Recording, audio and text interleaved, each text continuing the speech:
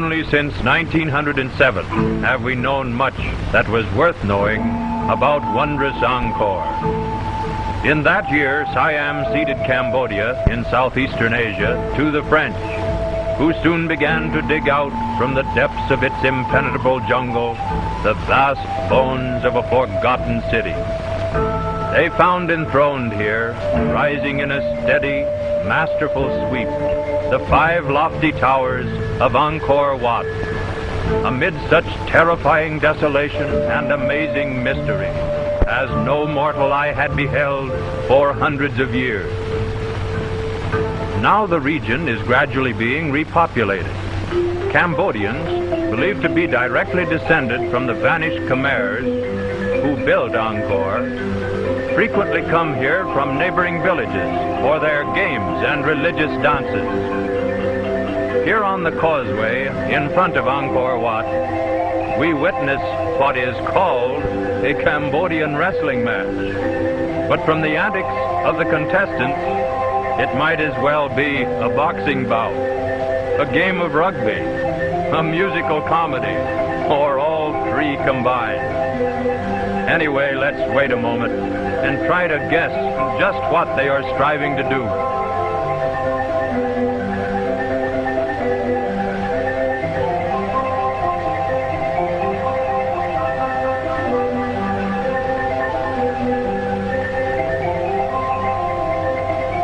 Angkor Wat, when constructed in the 12th century, was dedicated to Vishnu, a Hindu deity. But about the time it was abandoned, Buddhism gained the upper hand. Consequently, Cambodian Buddhist priests have established a colony within the temple area and now hold occasional religious festivals here.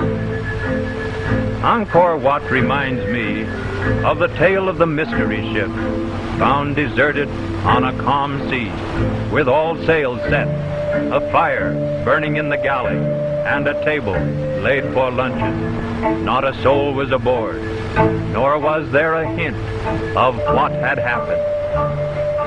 That is Angkor Wat. It is no ruin.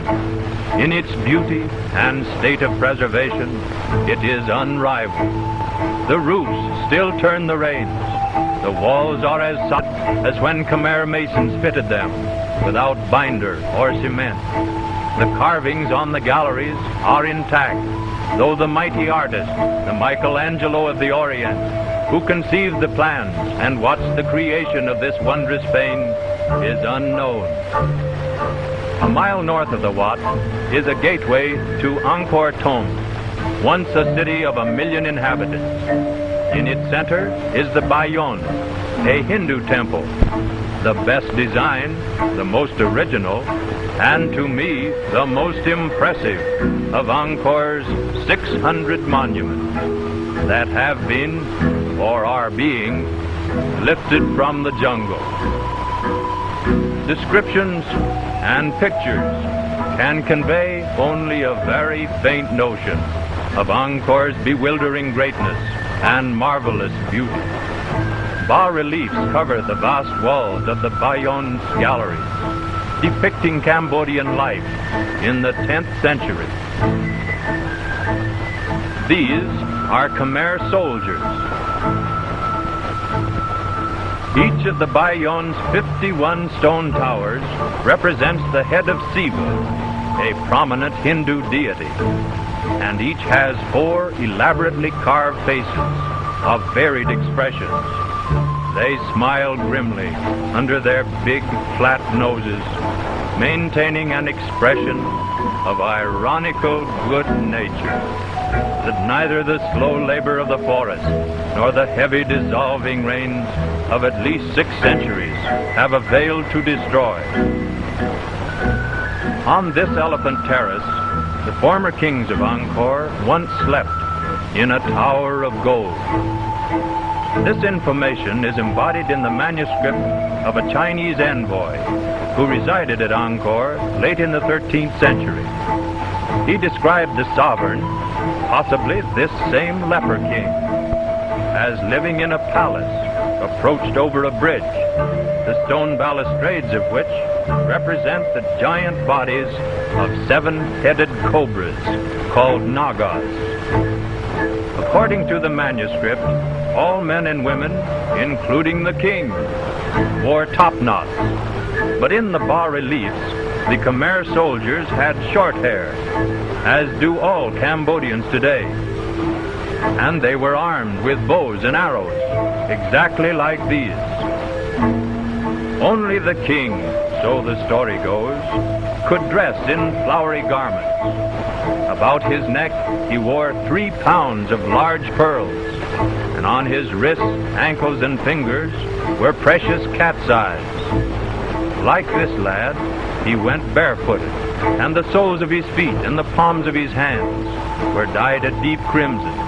When he appeared in public, he stood upright on an elephant and bore aloft a sword of gold. Indeed, his was a rich and powerful state. But that mighty nation, its people, and its capital, vanished from the face of the earth at the beginning of the 15th century. These ruins, so recently extricated from the savage embrace of the jungle, frequently reveal signs of an orgy of pillage. But by whom? Why was this most magnificent of cities utterly abandoned by victor and vanquished and left to the jungle and its denizens? No one knows. All that we do know is that the jungle did swallow it up, and that the Khmer kingdom became as forgotten as if it had never existed. Amazing, impossible, and preposterous as this seems, yet these mighty ruins are here, silent, indisputable testimony of a sumptuousness and a glory that must have been the wonder of that world, even as they are of ours today. Let us return, as everyone does, to the causeway in front of Angkor Wat. We have heard of its ghosts and can scarcely believe our eyes. Girls in incredible costumes, with brazen minarets on their heads, enter through the temple gates, looking for all the world like a dancing troupe that has just stepped out of a sculpture piece in one of the temple galleries. Only the tinkling melodies seem real. The girls are like animated wraiths, reenacting the ancient legends of the Khmers. Their dance is a series of postures.